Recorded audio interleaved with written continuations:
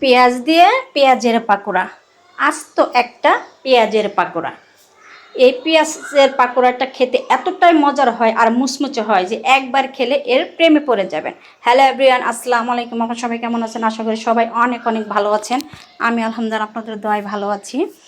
এই তো আজকে একটা রেসিপি নিয়ে আসলাম, পেঁয়াজ দিয়ে পেঁয়াজের পাকোড়া। এর জন্য লাগবে পেঁয়াজ, এই যে এইভাবে পেঁয়াজগুলো কেটে নেবেন, আর কাঁচামরিচ, আর লাগবে এই যে বেসন। এখানে পরিমাণ মতো লবণ দিয়ে আমি এটাকে একটু মাখিয়ে নিলাম।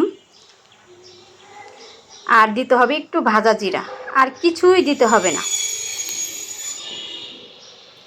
এই বেসনটা আমার হাতের করা বেসন দিয়ে করলে এই পেঁয়াজটা আরও মচমচে হয়।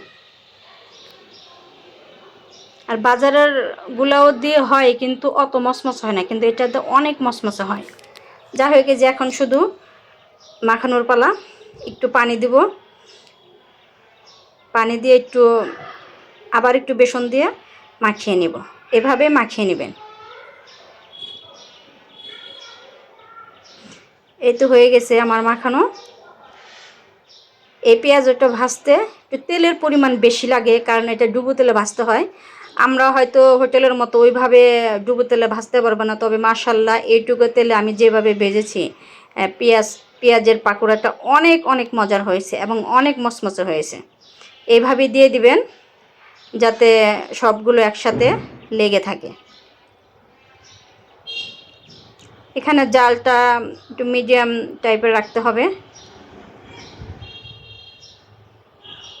এই তো আমি দিয়ে দিলাম একে একে ছড়িয়ে চারিদিক দিয়ে। এর আগে আমরা 2 দিন পর পর এই পেঁয়াজগুলো কিনে আনতাম, দেখা যায় 50 টাকার পেঁয়াজও অল্প কয়েকটা দিত। তারপরে চিন্তা করলাম যে না, আমি এটা নিজেই বানাবো। তেল যেহেতু বেশি লাগে, কিন্তু ওই তেলটুকু কিন্তু আবার থেকে যায়। এই যে উল্টিয়ে দিলাম। এভাবেই ভেজে মচমচে করে নিতে হবে, তারপরে হয়ে যাবে সুন্দর মচমচে পেঁয়াজের পাকোড়া। এই তো হয়ে গেছে, দেখেন কত সুন্দর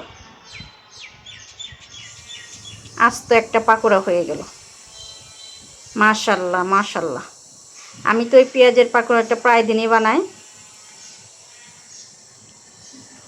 যাই হোক, আমার এই রেসিপিটা আপনাদের কাছে কেমন লাগলো অবশ্যই অবশ্যই জানাবেন। যদি ভালো লাগে তাহলে একটা লাইক, কমেন্ট আর একটা পারলে শেয়ার করে দিবেন। আবার কোনো নতুন রেসিপি নিয়ে আপনাদের সামনে হাজির হব।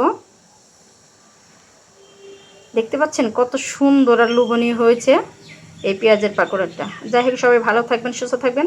আল্লাহ হাফেজ।